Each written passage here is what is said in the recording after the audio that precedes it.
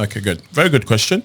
So being in plant products, the challenge with, and that's the difference between nutraceuticals and pharmaceuticals. Typically speaking, with a pharmaceutical, you're working with a chemical entity. With nutraceutical, you're working with a plant. And the problem with the plant is that you've got to grow it. I mean, that's normal. But challenges of growing a plant is that you are exposed to the environmental conditions, which is the climate, right? So if depending on how much rain, how much sunlight that the plants are exposed to could actually affect the chemistry of the plant at harvest. So part of what we do, and that's why we have to grow these plants sustainably, is that we have to grow them sustainably to the best effort we can, limiting the adverse weather conditions that we cannot control.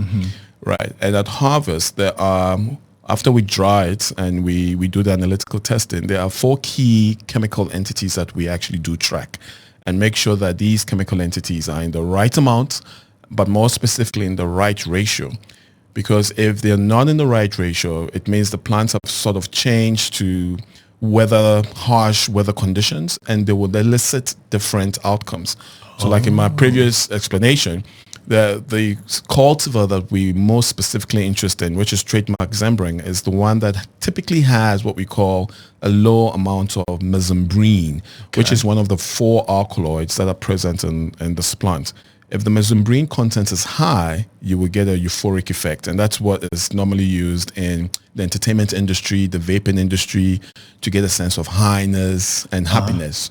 All right. There is also an application for that, but that's not what Zembrin is about. So Zembrin is the one that's focused on the low mesembrine content to give the effects of calmness, less stress, but more importantly, focus.